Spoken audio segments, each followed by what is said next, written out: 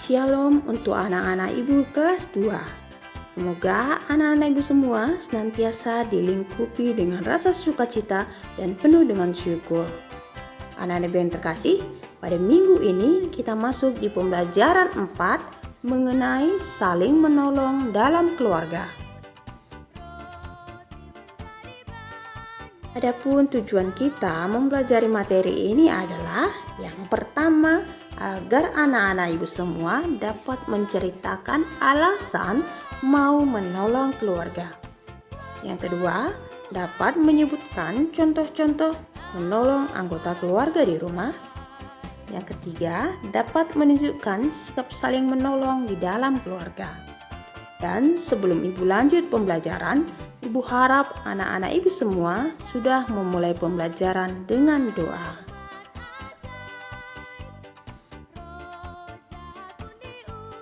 Anak ibu yang terkasih, pada pembelajaran sebelumnya kita telah belajar bagaimana mengasihi dan menghormati orang tua. Nah, dalam pembelajaran ini kita akan belajar bagaimana sikap menolong di dalam keluarga. Anak ibu yang terkasih, mengasihi adalah perintah Allah dalam Matius 22 ayat 34 sampai dengan 40.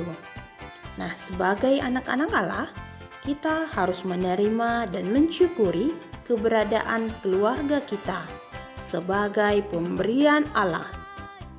Rasa syukur kita atas keluarga pemberian Allah kita wujudkan melalui sikap saling mengasihi dan dengan sikap dan perbuatan saling menolong di dalam keluarga.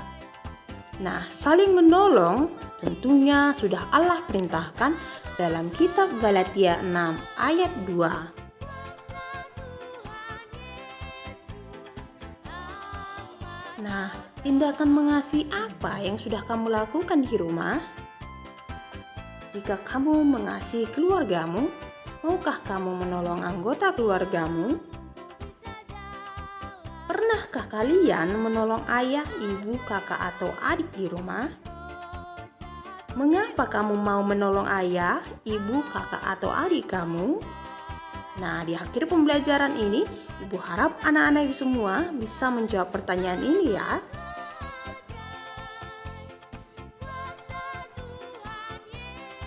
Mengasihi seperti Yesus. Mari belajar dari cerita Alkitab mengenai pernikahan di Kana. Apakah yang terjadi? Nah, cerita pernikahan di Kana menjadi contoh bagi kita untuk menunjukkan kasih dengan menolong keluarga. Nah, ingat, menunjukkan kasih dengan mau menolong.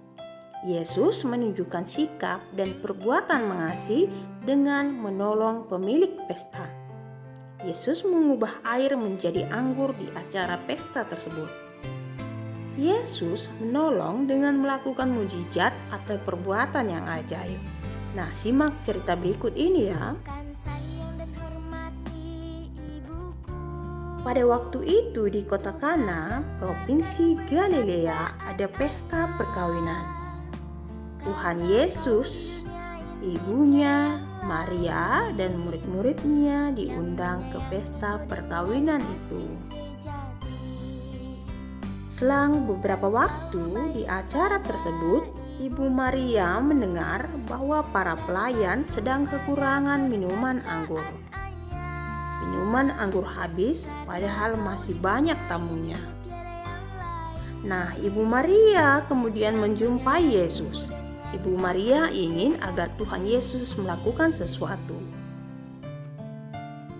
Ibu Maria menyuruh pelayan untuk menuruti apa yang dikatakan Tuhan Yesus. Nah, yang dikatakan Tuhan Yesus adalah Tuhan Yesus menyuruh pelayan itu agar mengisi penuh tempayan dengan air. Ada 6 tempayan anggur yang diisi dengan air. Setelah itu, Tuhan Yesus menyuruh pelayan itu mencedok kembali air yang dituang tadi. Yesus telah memerintahkan pelayan untuk mengisi 6 tempayan dengan air. Dan apakah yang terjadi? 6 tempayan tersebut yang berisi air telah berubah menjadi minuman anggur yang enak. Itu semua karena kuasa Yesus. Kemudian pelayan itu memberikannya kepada pemimpin pesta untuk dicicipi rasanya. Pemimpin pesta pun mencicipi minuman tersebut dan ia berkata kepada mempelai pria bahwa ini adalah anggur paling enak. Dan tentunya orang-orang percaya bahwa itu terjadi karena perbuatan ajaib Yesus. Semua muridnya juga percaya kepada Tuhan Yesus atas perbuatannya yang ajaib. Tuhan Yesus membuat mujizat yang pertama. Tuhan Yesus menyatakan kemuliaannya.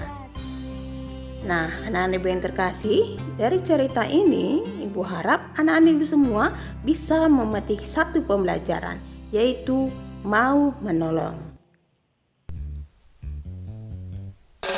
Apa yang bisa kita teladani dari cerita tersebut? Nah, jika ibu atau ayah membutuhkan pertolongan kalian, apakah yang kalian lakukan? Jika ibu kalian sedang sibuk memasak sementara hujan akan turun, apakah yang bisa kalian lakukan bila ada pakaian yang sedang dijemur? Jika ayah butuh bantuan mengambil sesuatu, apakah yang kalian lakukan? Jika melihat ibu lelah setelah mencuci pakaian, apakah yang bisa kalian lakukan atas pakaian yang baru dicuci ibu? Adakah yang bisa menjawabnya? Anak-anak Ibu yang terkasih, dari cerita tersebut mari kita belajar untuk mau menolong anggota keluarga. Misalnya jika ibu membutuhkan pertolongan, mari kita tolong. Jika ibu sedang sibuk memasak sementara ada jemuran yang hendak diambil, mari kita ambil. Anak-anak Ibu yang terkasih, dari cerita pernikahan di Kana, mari kita belajar untuk saling mengasihi dengan mau menolong. Menolong ibu di rumah, menolong ayah dan anggota keluarga lainnya. Dengan demikian, beban kita di dalam rumah pun semakin ringan. Dan tentunya saling menolong adalah perintah Allah yang harus kita taati. Dengan demikian, kita menunjukkan kasih kita terhadap keluarga kita dan tentunya terhadap Allah.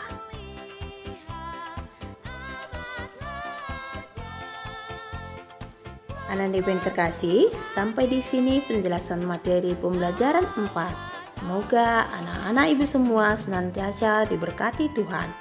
Dan Ibu mohon maaf jika ada salah kata dalam pengucapan penjelasan materi ini ya. Akhir kata Ibu ucapkan terima kasih.